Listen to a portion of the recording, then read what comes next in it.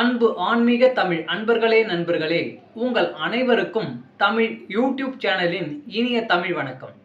தாய்மொழியால் இணைவோம், தாய்மொழியை வளர்ப்போம். வாழ்க தமிழ், வளர்க தமிழ்.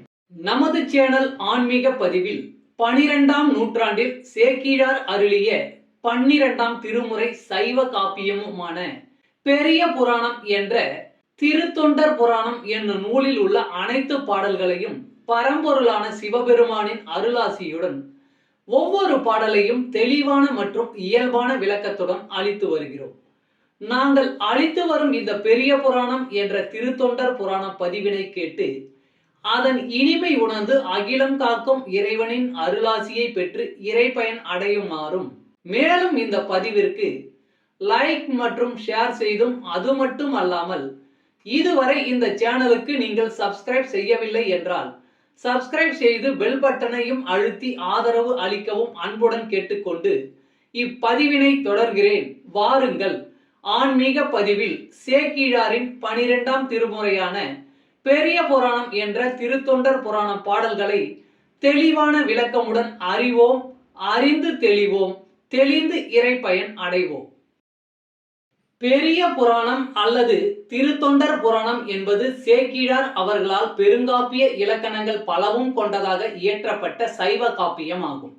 சுந்தரமூர்த்தி சுவாமிகளின் திருத்தொண்ட தொகை என்னும் நூலை முதல் நூலாக கொண்டும், சுந்தரமூர்த்தி சுவாமிகளை காப்பிய தலைவராக கொண்டும், அவர் போற்றிய சைவ அடியார்களின் வாழ்க்கை வரலாற்றினையும் இந்நூலில் சேக்கிழார் விவரிக்கிறார்.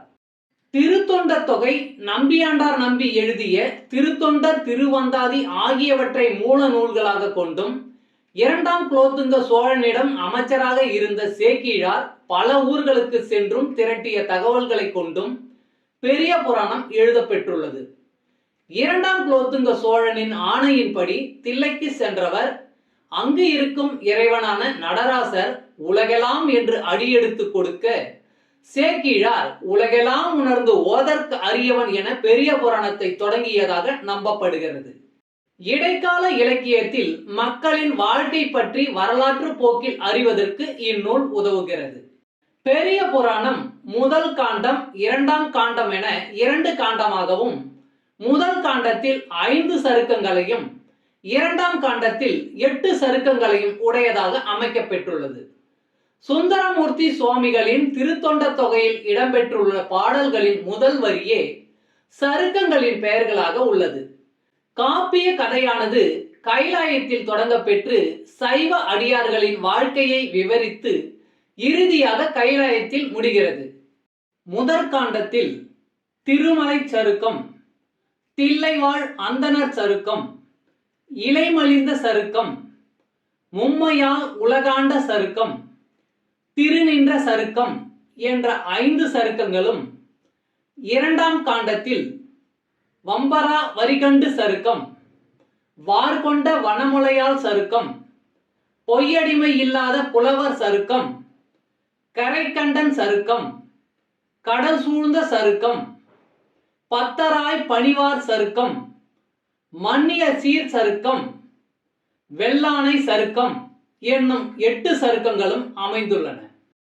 இந்த 13 சருக்கங்களிலும் உள்ள மொத்தம் 4286 பாடல்களையும் ஒவ்வொரு பதிவிலும் ஒவ்வொரு பாடலாக தெளிவான மற்றும் இயல்பான விளக்கமுடன் கேட்டு இறைப்பயனை அடைய உள்ளோம்.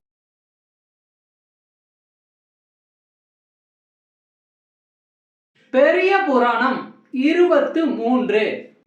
திருமலை சிறப்பு. திருமலை சிறப்பு கைலாயம். ஆளாள சுந்தரன் வருகை. அன்ன தன் திருத்தாழ்வரையின் இடத்து இன்ன தன்மையன் என்றறியா சிவன் தன்னையே உணர்ந்து ஆர்வம் தழைக்கின்றான் உன்னரும் சீர் உபமன்ய முனி.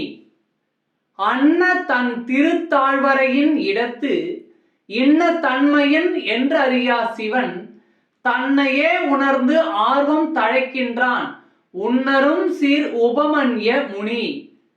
பாடலின் பொருள்: இத்தகைய தன்மை கொண்ட மலையில் இன்ன தன்மையன் என்று அறிய முடியாத சிவனை உணர்ந்த முனிவனாக உபமன்ய முனி விளங்கினார். தமிழ் அன்பர்களே நண்பர்களே, இன்றைய ஆன்மீக பதிவில் சேக்கிழார் அருளிய சைவ காப்பியமான பெரிய புராணம் என்ற திருத்தொண்டர் புராணம் என்னும் நூலில் உள்ள பாடலை தெளிவான விளக்கமுடன் உங்களுக்காக அளித்ததில் நான் மிகவும் பெருமை கொள்கிறேன். இப்பதிவில் அளிக்கப்பட்ட சைவ காப்பியமான பெரிய புராணம் என்ற திருத்தொண்டர் புராணம் பாடலின் விளக்கம் யான் அறிந்து கொண்டவை. யான் அறிந்த இந்த காப்பியத்தை நீங்களும் அறிந்து இறை பயன் பெற வேண்டும் என்பதற்காக இங்கே அளித்துள்ளேன்.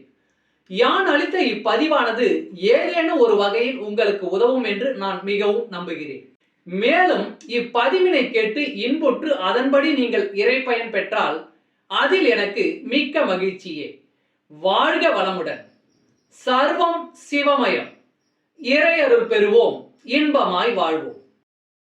அன்பு ஆன்மீக தமிழ் அன்பர்களே நண்பர்களே, இவ்வீடியோ பதிவினை கேட்டு இன்புற்று ஆதரவு அளித்த அனைத்து தமிழ் உள்ளங்களுக்கும் எங்கள் மனமார்ந்த நன்றி.